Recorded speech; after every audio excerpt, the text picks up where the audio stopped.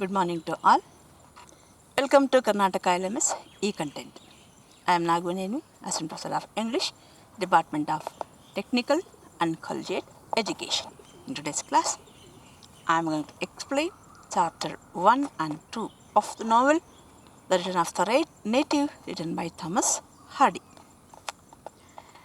Prescribed by the University of Mysore to the second year BA optional English CBCS 4th semester course 2020-21. The title of the paper is Victorian Fiction.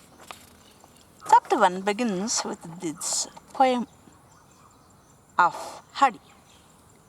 To sorrow, I bade good morrow. Good morrow means good morning. ದುಃಖಕ್ಕೆ ನಾನು good morning ಹೇಳಿದೆ. And thought to leave her far away behind. After that, he thought of quitting her, leaving her off. ಬಿಟ್ಬಿಡೋಣ, ದುಃಖ ಎಲ್ಲ ಬಿಟ್ಬಿಡೋಣ, ಮರ್ತ್ಬಿಡೋಣ ಅಂತ good morning ಹೇಳಿ ಗುಡ್ ಬೈ ಹೇಳಿ ಕಳಿಸ್ದೆ. But cheerily she loves me dearly. Is pessimist ಅಂತ ನಡೆಯೋದಕ್ಕೆ ಹೇಳೋದು. Sorrow loves him dearly, cheerily loves him dearly. She is so constant to me. ಎಷ್ಟು ಚೆನ್ನಾಗಿ ಹೇಳ್ತಾರೆ ನೋಡಿ. ದುಃಖ, she is so constant to me. ನನಗೆ ತುಂಬ ನಿರಂತರವಾಗಿ ನನ್ನ ಜೊತೆನೇ ಕಂಪ್ಯಾನಿಯನ್ ಆಗಿ ಇದ್ಬಿಡ್ತಾಳೆ. So kind. I would deceive her. ತುಂಬ she is very kind. I deceive her. Sometimes I become very happy and deceive my sorrow. I try to overcome my sorrow. But she is very kind. She and so leave Har.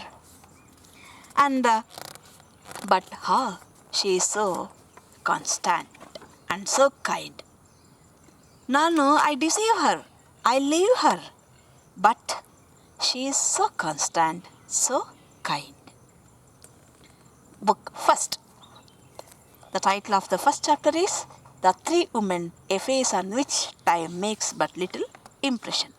In this chapter, we get a minute description of the nature of Egdon Heath. A minute description, minute and detailed description of Egdon Heath. ಸಣ್ಣದು ಸವಿವರವಾದ ಸಣ್ಣ ಅಂಶಗಳದ್ದು ಸವಿವರವಾದ ವಿವರಣೆಯನ್ನು ನೋಡ್ತೀವಿ. A Saturday afternoon in November, I quote, the novel begins with the sentence, was approaching. November ತಿಂಗಳಂದರೆ winter. The time of twilight, ಮುಸ್ಸಂಜೆ. And the vast tract of unenclosed wild known as Egdon Heath embrowned, ಕೆಂಪಾಗಿ ಬಿಟ್ಟಿದೆ. Itself moment by moment, ಕ್ಷಣಕ್ಕೂ ಸೂರ್ಯಾಸ್ತ ಆಗ್ತಾ ಇದೆ, ಮುಸ್ಸಂಜೆ ಆಗಿದೆ, ಇಡೀ ಎಗ್ದನ್ ಹೀತ್ ಕೆಂಪಾಗಿದೆ. Overhead the hollow stretch of whitish cloud. ತಲೆ ಮೇಲೆ ಆಕಾಶದಲ್ಲಿ ದಿಗಂತದಲ್ಲೇ ಸೂರ್ಯಾಸ್ತ ಆಗ್ತಿದೆ, ಕೆಂಪಾಗಿದೆ. ಆಕಾಶದ ತಲೆ ಮೇಲೆ ಮೋಡ ಇನ್ನೂ ಬೆಳ್ಳಗಿದೆ. And shutting out the sky was a tent which had the whole heath for its floor. ಇಡೀ ಆಕಾಶವೇ ಅದರ ಟೆಂಟ್ ಚಾವಣಿಯಾಗಿ ಕಾಣಿಸ್ತಿದೆ. The novel begins with the description of Egdon Heath. The heath appeared as the installment of night. Heath ಬೆಳಕಿನ instalment ಅಲ್ಲ, day ಲೈಟ್ನ instalment ಅಲ್ಲ, ನೈಟ್ನ instalment ಅಂತ ಅದು. Darkness cover every early upon this earth whereas it is still daylight in the sky. ಆಕಾಶದಲ್ಲಿ still there is light, but here darkness covers very early. If a furze cutter looks at the sky, he continues his work. Furze cutter ಕೆಲಸ ಮಾಡ್ತಿರೋ, first ಕಡಿತಾರೇನೋ, ಆಕಾಶ ನೋಡಿದ್ರೆ ಇನ್ನೂ ಬೆಳಕಿದೆ ಅಂತ ಅವನು continue ಮಾಡ್ತಾನೆ. But if you looks down, ಕೆಳಗಡೆ ನೋಡಿದ್ರೆ he decides to go home. ಅವನು ಸುತ್ತಮುತ್ತ ಪರಿಸರ ನೋಡಿದ್ರೆ ಕತ್ಲಾಗಿದೆ, ಮನೆ ಹೋಗೋಣ ಅಂತ ತೀರ್ಮಾನ ಮಾಡ್ತಾನೆ. The face of the heath added half an hour to the evening with its complexion. ಆ ಫೇಸ್ ಆಫ್ ದ ಹೀತ್, ಆ ಹೀತ್ನ ಭೂಭಾಗವೇ ಸಂಜೆಗೆ ಇನ್ನು ಕತ್ತಲಿಗೆ ಇನ್ನೂ ಅರ್ಧ ಗಂಟೆ ಆ್ಯಡ್ ಮಾಡುತ್ತೆ, ಬೆಳಕಿಗಲ್ಲ. ಇಟ್ ರಿಟಾರ್ಡ್ಸ್ ಡಾನ್ನ ರಿಟಾರ್ಡ್ ಮಾಡುತ್ತೆ. Sudden saddens noon anticipates the frowning storms. The spot indeed seems a near relation of night. ಬೆಳಕು ಜೀವನದಲ್ಲಿ ಅಸತೋಮ ಸದ್ಗಮಯ, ತಮಸೋಮ ಜ್ಯೋತಿರ್ಗಮಯ, ಮೃತ್ಯೋರ್ಮ ಅಮೃತಂಗಮಯ. ಕತ್ತಲಿನಿಂದ ಬೆಳಕಿನ ಕಡೆಗೆ ಹೋಗಬೇಕು, ಆದರೆ ಇಲ್ಲಿ ಹೀತ್ ಬೆಳಕಿನಿಂದ ಕತ್ತಲ ಕಡೆಗೆ ಟ್ರಾವೆಲ್ ಮಾಡುತ್ತೆ. It's the relation of night, ರಾತ್ರಿಯ ಸಂಬಂಧಿಕ ಇದು. Those who love this place remember it with an aspect of peculiar and kindly concrete. ಈ ಸ್ಥಳವನ್ನು ಇಷ್ಟಪಡೋರು ಏನಾದಿದ್ದರೆ they Remember it with the aspect of peculiar and kindly congruity ಹೊಂದಾಣಿಕೆ ಅಂತ. Flowers and fruits are unknown. ಇಲ್ಲಿ ಹೂಗಳು ಹಣ್ಣುಗಳು ಗೊತ್ತೇ ಇಲ್ಲ. Smooth sanguine aspects of life are missing. Smooth ಮೃದುವಾದ ಸ್ಯಾಂಗ್ವಿನ್ ಅಂದರೆ ರೆಡ್ ಕಲರ್, ಆ ಜೀವಯುಕ್ತ ಆ ಕೆಂಪು ಬಣ್ಣದ ಜೀವಕಳೆಯ ಜೀವನ ಇಲ್ಲಿ ಇಲ್ಲವೇ ಇಲ್ಲ. Are missing in this land of barrenness. The twilight increases rough majesty of the heath. ಮುಸ್ಸಂಜೆ ಆಗ್ತಿದ್ದಾಗೆ ಆ ಹೀತ್ನ ಗಂಭೀರತೆ ಜಾಸ್ತಿ ಆಗಿಬಿಡುತ್ತೆ. Fair prospects wed happily with fair times but alas. ಸುಂದರವಾಗಿರೋರು ಸುಂದರವಾದ ಸಮಯದ ಜೊತೆಗೆ ಸೇರಿದರೆ ಅವರಿಬ್ಬರ ಮದುವೆ ಚೆನ್ನಾಗಿರುತ್ತೆ. If times be not fair, ಈ ಹೆಗ್ಡನ್ ಹೀತ್ಗೆ ಟೈಮ್ ಕೂಡ ಚೆನ್ನಾಗಿಲ್ಲ. Men have oftener suffered from the mockery of a place too smiling for their reason. Sometimes men suffer not because of themselves, they have the happiness, inward happiness, but because of the mockery, smile of the place, environment, they suffer than from the oppression of surroundings or sadly tinged. Haggard Egdon appealed to a subtler or scarcer instinct, to a more recently learnt emotion than that which responds to the sort of beauty called charming and fair. I unquote. The most thoroughgoing ascetic, ಇಲ್ಲೇನಾರು ಒಳ್ಳೆ ನಿಜವಾದ thoroughgoing ascetic ಸನ್ಯಾಸಿ ಏನಾರು ಇದ್ದರೆ, he could feel that he had a natural right to wander on Egdon. ಈ ಎಗ್ಡನ್ನ ಮೇಲೆ ನನಗೆ ಮಾತ್ರ ಹಕ್ಕಿದೆ, ಜನ್ಮಸಿದ್ಧ ಹಕ್ಕು ಅನ್ನೋ ಹಾಗೆ ಸನ್ಯಾಸಿ ಓಡಾಡಬಲ್ಲ. ಸನ್ಯಾಸಿಗಳಿಗೆ ಸೂಕ್ತವಾದಂಥ ಪ್ರದೇಶ ಅದು. Only in the summer days the highest feather did its mood touch the level of gaiety. Intensity was more usually reached by the way of solemn than the way of brilliant, and such a sort of intensity was often arrived at during. ಅಲ್ಲೇನಾದರೂ ಒಂದು ತೀವ್ರತೆ ಅಂತ ಇದ್ದರೆ that is reached only by the way of solemn. ಗಂಭೀರತೆಯಿಂದ ದುಃಖದಿಂದ ಮಾತ್ರದಲ್ಲಿ ತೀವ್ರತೆ ಉಂಟಾಗತ್ತೆ ಹೊರತು not by the ಗೈಟಿ of happiness of summer. And during winter, darkness, tempest and mist. Then Egdon was aroused to reciprocity, for the storm was its lover and the wind was its friend. Then it became the home of strange phantom, and it was found to be the hitherto unrecognized original of those wild regions of obscurity. It was at present a place perfectly accordant with man's nature, neither ghastly, hateful nor ugly. ಇವತ್ತಿನ ಇಲ್ಲಿನ ಜನರ ಈ ಒಂದು ಪರಿಸ್ಥಿತಿಗೆ ಇದು ಚೆನ್ನಾಗಿ perfectly ಅಕಾರ್ಡೆಂಟ್ ಹೊಂದಿಕೆ ಆಗಿದೆ. ನೈದರ್ ಗಾಸ್ಟ್ಲಿ ಪೂರ್ತಿ ಕರಾಳವಲ್ಲ, ಹೇಟ್ಫುಲ್ ಅಲ್ಲ, ಪೂರ್ತಿ ಅಗ್ಲಿ ಅಲ್ಲ, ಬಟ್ ನೈದರ್ ಕಾಮನ್ ಪ್ಲೇಸ್, ಎಲ್ಲ ಕಡೆ ಇರೋ ಹಾಗೆ ಕಾಮನ್ನೆಸ್ ಇಲ್ಲ ಇಲ್ಲಿ. Unmeaning are tame but like man, slighted and enduring, and with all singularly colossal and mysterious in its swarthy monotony. ತನ್ನ ಈ ಸ್ವಾರ್ಥಿ ಮೊನಾಟನಿ, ಡಾರ್ಕ್ ಮೊನಾಟನಿಯಿಂದ it looks like an enduring and with all singularity colossal and mysterious. ಇಡೀ ಪ್ರದೇಶ ಒಂದು ನಿಗೂಢವಾದಂಥ ಕತ್ತಲು ತುಂಬಿದ ಪ್ರದೇಶ ಅಂತ ಅನಿಸುತ್ತೆ. As with persons who have long lived apart, solitude seem to look out of its countenance. ಅಲ್ಲೇ ವಾಸವಾಗಿರುವ ತುಂಬ ದೀರ್ಘಕಾಲಿಂದ ವಾಸವಾಗಿರುವ ಜನರನ್ನು ಹೊರತುಪಡಿಸಿದ್ರೆ, ಹೊಸದಾಗಿ ಯಾರಿಗಾರ ಅಲ್ಲಿ ಹೋಗ್ಬಿಟ್ರೆ ಸಾಲಿಟ್ಯೂಡ್, ಒಂಟಿತನ ಅನ್ನೋದು seem to look out of its countenance, ಅದರ ನೋಟದಲ್ಲೇನೆ, ಅದರ ರೂಪದಲ್ಲೇ ಒಂಟಿತನ ಅನ್ನೋದು, ಏಕಾಂತ ಅನ್ನೋದು ಎದ್ದು ಕಾಣ್ತಿದೆ. It had a lonely face suggesting tragical possibilities. ಆ ಸ್ಥಳ ನೋಡಿದ ತಕ್ಷಣ ಅಲ್ಲಿ ಒಂದು ಹ್ಯಾಪಿನೆಸ್ ಅಂತ ಮೂಡ್ ಬರಲ್ಲ ಯಾರು ಹೊಸದಾಗಿ ಬರೋರಿಗೆ. ಇಟ್ ಸಜೆಸ್ಟ್ ಓನ್ಲಿ ಟ್ರಾಜಿಕಲ್, ದುರಂತವಾದ ಪಾಸಿಬಿಲಿಟಿ, ದುರಂತದ ಸಾಧ್ಯತೆಯನ್ನು ಎತ್ತಿ ಹಿಡಿಯುವಂಥ ಸ್ಥಳ ಅನಿಸುತ್ತೆ. This obscure I quote absolute superseded country figures in doomsday. ಈ ಥರ ಹೆಗ್ಡನ್ ಹೀತ್ ನೀವೇನಾರು ನೋಡ್ತೀರಿ ಈ ಥರ obscure, absolute, the oldest superseded country ಅಂದರೆ you may see it in only in doomsday, description of doomsday. Doomsday ಗೊತ್ತಿದೆಯಲ್ಲ ನಿಮಗೆಲ್ಲ, ಕೊನೆಯ ದಿನ, ಪ್ರಳಯ ಆದ ದಿನ, last judgment day. Civilization was its enemy. ಇಲ್ಲಿ ನಾಗರಿಕತೆ ತಲೆ ಹಾಕಿಲ್ಲ, civilisation was its enemy. And ever since beginning of vegetation it's soil had own the same antique brown dress. ಇಲ್ಲಿ ಯಾವಾಗ ever since the beginning of the vegetation, ಗಿಡ ಮರಗಳು ಶುರುವಾದಾಗ, ಬಿಡಕ್ಕೆ ಶುರು ಮಾಡಿದಾಗ ಏನು ಸಾಯಿಲ್ ಇತ್ತು ಅದೇ ಬ್ರೌನ್ ಕಲರ್ ಇದೆ. The natural and invariable garment of the particular formation, the turmoil and agitation of the centuries have fallen flat on the fixity of the heath. ಆ ಶತಮಾನಗಳ ಎಜಿಟೇಷನ್, ಟರ್ಮಾಯಿಲ್ ಎಲ್ಲವೂ ಫಿಕ್ಸ್ ಆಗಿ ಆ ಹೀತಲ್ಲಿ ಯಾರು ಬಂದರೆ ಅದನ್ನು ನೋಡ್ಬೋದು. It's ancient permanence. ಆ ಪ್ರಾಚೀನ ಕಾಲದ ಯಾವ ಲಕ್ಷಣಗಳು ಭೂಮಿ ಮೇಲೆ ಇದ್ದಾವೋ ಅದೆಲ್ಲವೂ ಇಲ್ಲಿ ಬಂದು ನೋಡ್ಬೋದು. Cannot be claimed even by the C. ನಾವು ಹೇಳ್ತೀವಿ C is the oldest feature of the earth ಅಂತ, ಯೂನಿವರ್ಸ್ ಅಂತ. ಆ ಸಮುದ್ರದಕ್ಕಿಂತನೂ ಹಳೆಯದಾದಂಥ ಲಕ್ಷಣಗಳು ಇಲ್ಲಿ ನೋಡ್ತೀರಿ. ದ ಸಿ ಚೇಂಜ್ಡ್, ಸಮುದ್ರ ಬದಲಾಗಿದೆ. ಫೀಲ್ಡ್ಸ್ ಚೇಂಜ್ಡ್, ಮೈದಾನಗಳು ಬದಲಾದವು. Rivers change, the villages and the people change, yet Egdon remained unchanged. There was an aged highway. ಎಗ್ಡನಲ್ಲಿ ಒಂದೇ ಒಂದು ಗುರುತಿಸಬಹುದಾದ ಜೀವಂತಿಕೆಯ ಸಂಕೇತ ಅಂದರೆ ಓಲ್ಡೆಸ್ಟ್ ಹೈವೇ ಇದೆ. And still more aged barrow, ಅದಕ್ಕಿಂತ ಎತ್ತರವಾಗಿರ್ತಕ್ಕಂಥ ಒಂದು ದಿಬ್ಬ ಇದೆ. Which stud with their natural features with trifling irregularities cause by not by pickaxes plus. ಸ್ವಲ್ಪ ಅಲ್ಲೊಂಚೂರು ಇರೆಗ್ಯುಲಾರಿಟೀಸ್ ಇದೆ. It's not cause by pickaxes R plus or spade. Man made irregularities ಅಲ್ಲ ಆ feature. It is but remained as the very finger touches of the last geographical change. ಕೊನೆಗೆ ಭೌಗೋಳಿಕವಾಗಿ ಒಂದು ಬದಲಾವಣೆ ಆದಾಗ ಏನೇನು ಬದಲಾವಣೆಗಳು ಉಳ್ಕೊಂಡಿದ್ವೋ ಆ ಎಲ್ಲವೂ ಅಲ್ಲಿದೆ ಅಷ್ಟೇ. ಮನುಷ್ಯ ಗುದ್ಲಿ ಹಾಕಿ ಮಾಡೋ ಚೇಂಜ್ ಅಲ್ಲ ಅದು.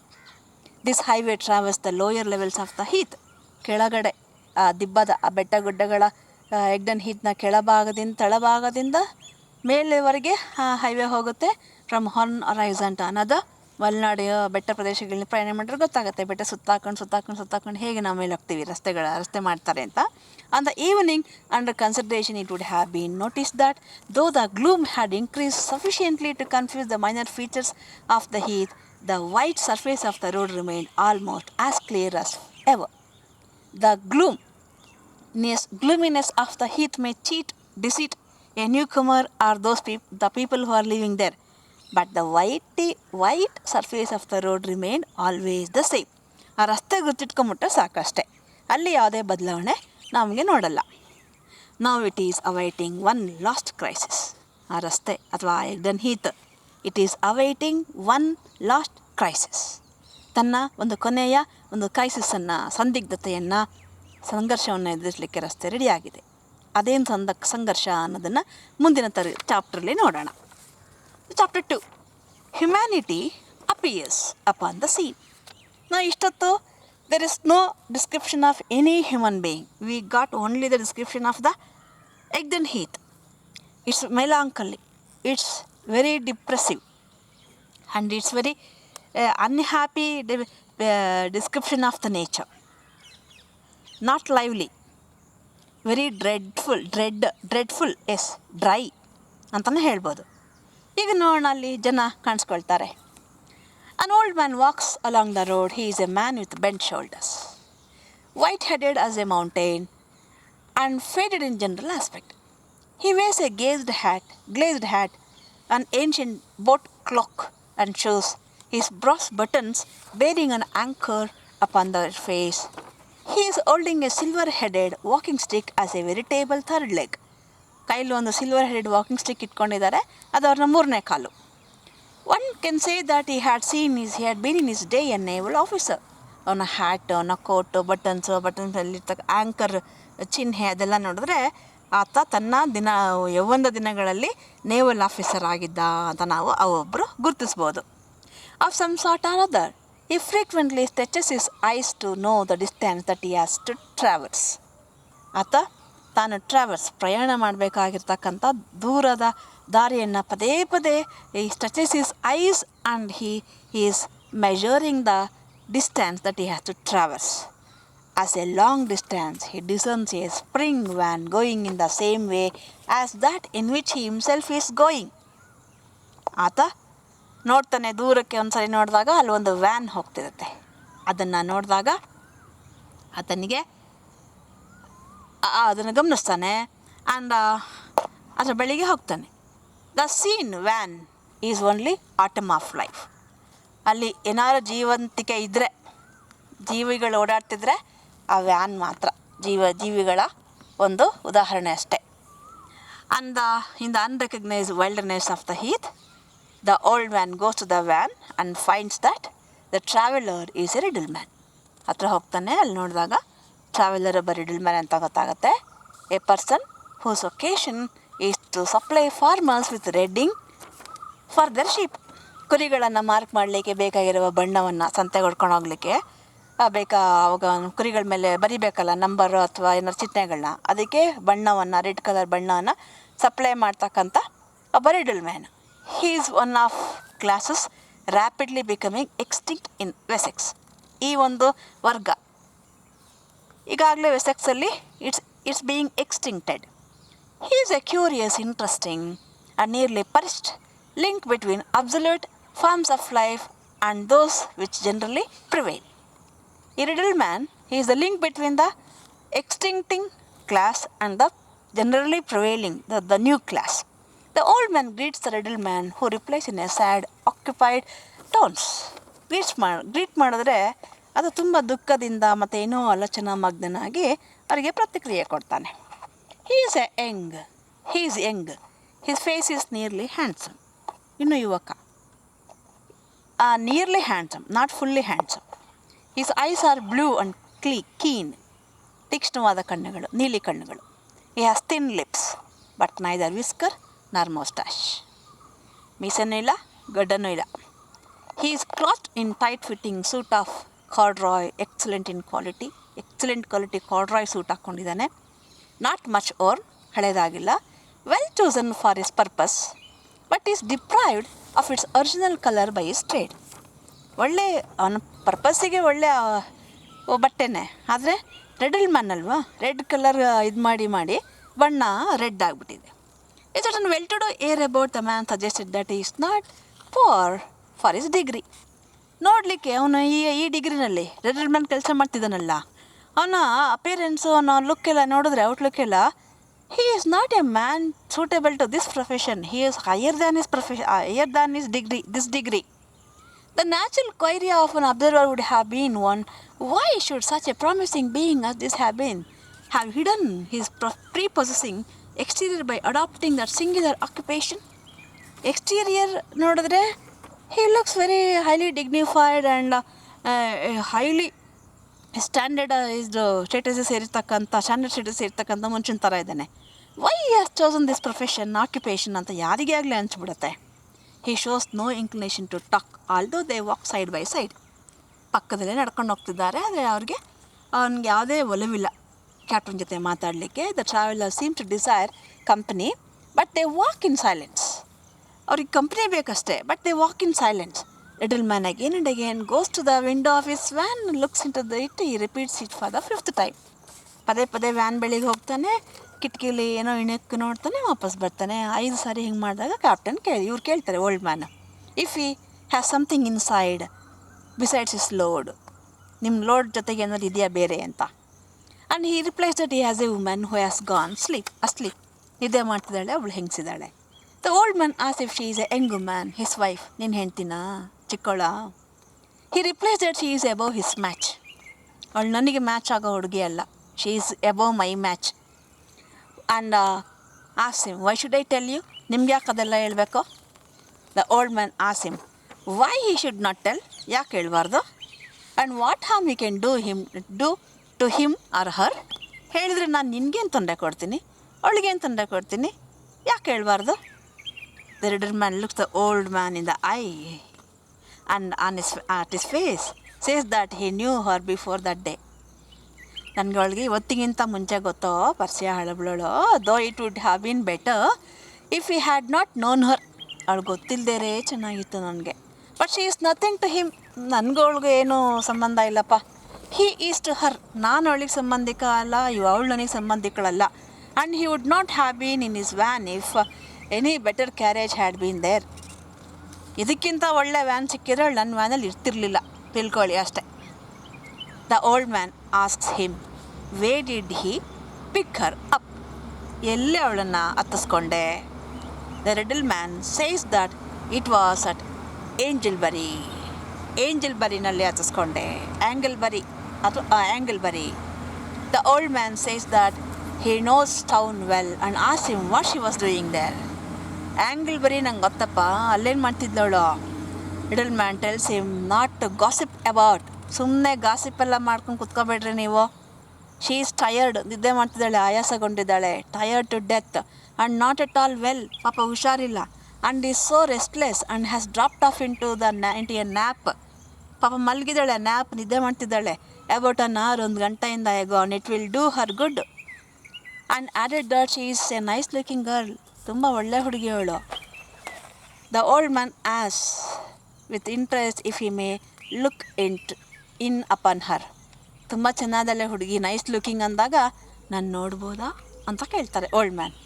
Little man denies him saying that it is getting too dark for him to see much of her. ಕತ್ಲಾಗಿದೆ, ನೀವು ನೋಡೋರು ಪ್ರಯೋಜನ ಇಲ್ಲ, ಅವಳು ನಿಮಗೆ ಕಾಣಿಸಲ್ಲ. And more than that he has no right to allow him. ಎಲ್ಲಕ್ಕಿಂತ ಹೆಚ್ಚಾಗಿ ಅವಳನ್ನು ನೋಡೋದಕ್ಕೆ ನಿಮಗೆ ಒಪ್ಪಿಗೆ ಕೊಡಲಿಕ್ಕೆ ನನಗೆ ಯಾವುದೇ ಹಕ್ಕಿಲ್ಲ. ಅವಳ ಅನುಮತಿ ಇಲ್ಲದೆ ಅವಳನ್ನು ನೋಡಲಿಕ್ಕೆ ನಿಮ್ಮನ್ನು ಬಿಡಲಿಕ್ಕೆ ನನಗೆ ಹಕ್ಕಿಲ್ಲ. The old man as him who the girl is. ಹಾಗಾದ್ರೆ ಹುಡುಗಿ ಯಾರು? Little man tells him that it is no matter who she is. ಯಾರಾದರೆ ನಿಮಗೇನು ಸ್ವಾಮಿ?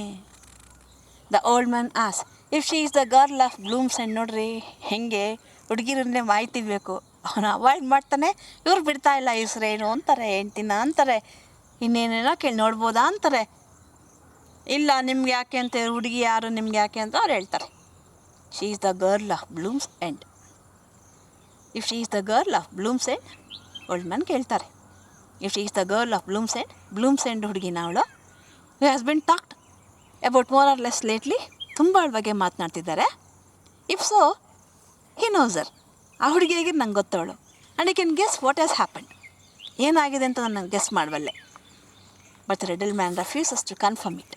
Little man refuses to confirm it and takes part, saying he doesn't confirm the information delivered by Captain Y.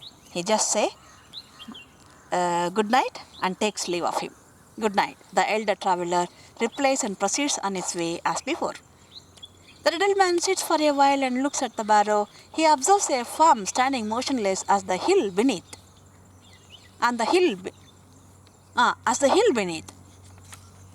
ಆಮೇಲೆ little man ಬಾರೋ ಕಡೆಗೆ ನೋಡ್ತಾನೆ. ಏನು ಬಾರೋ ಕಡೆಗೆ? ಅಲ್ಲಿ ಒಂದು ಫಿಗರ್ ನಿಂತಿದೆ, ಆಕೃತಿ.